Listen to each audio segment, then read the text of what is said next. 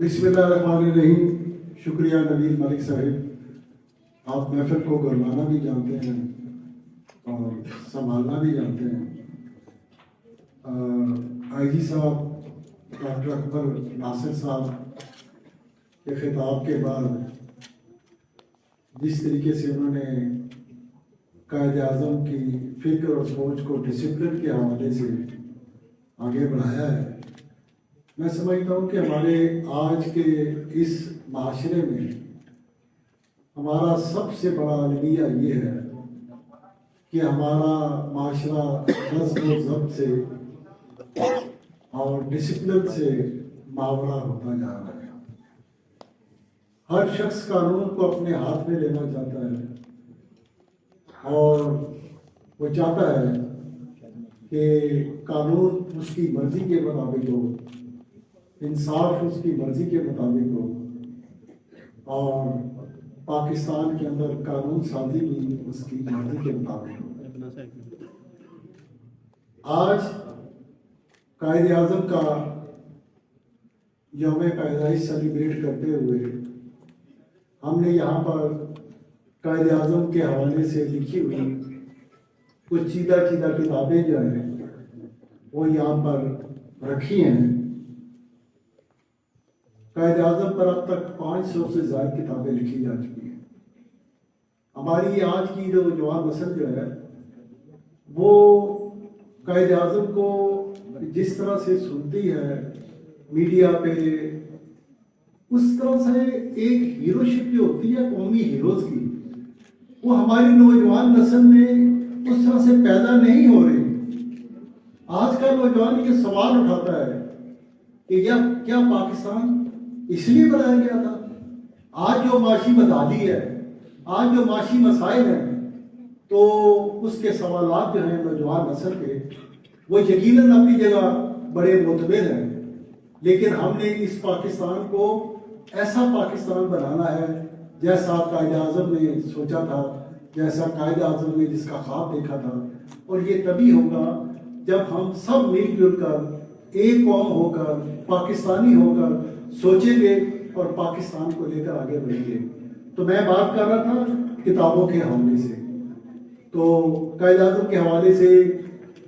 کچھ ایسے کمنٹس ہیں جو میں ضرور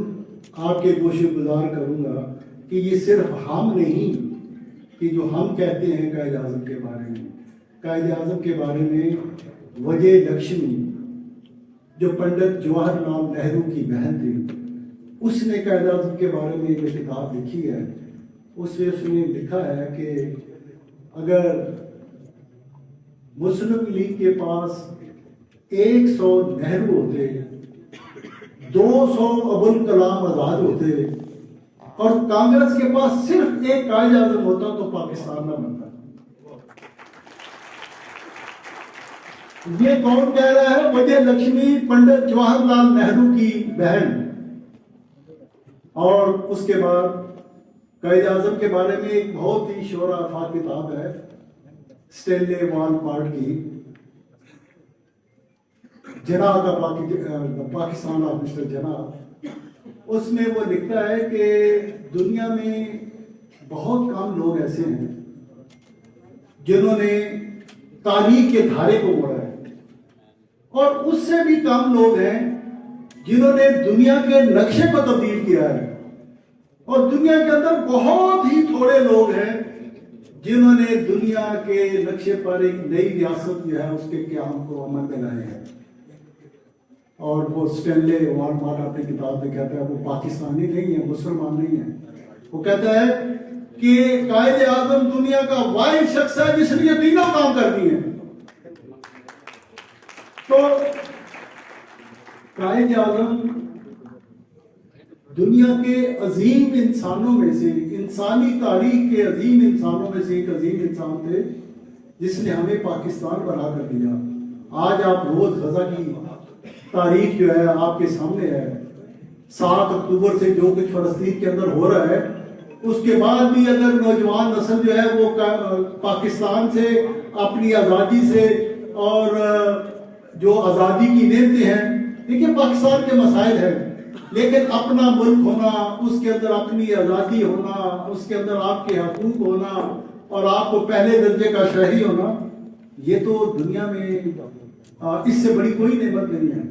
اب ہم نے اس پاکستان کو قائد اعظم کے اصولوں کے مطابق آگے لے کے چلنا ہے، اور وہ قائد اعظم کے اصول جو تھے وہ تو ڈاکٹر اکبر ناصر صاحب نے آپ کو بتا دیے، یونٹی، فیتھ، ڈسپلن۔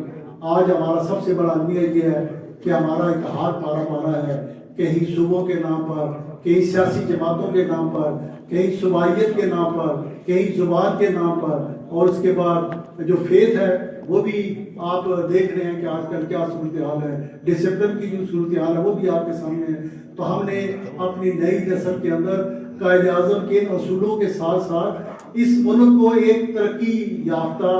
ایک خوشحال پاکستان بنانا ہے، اور یہ تب تک نہیں ہوگا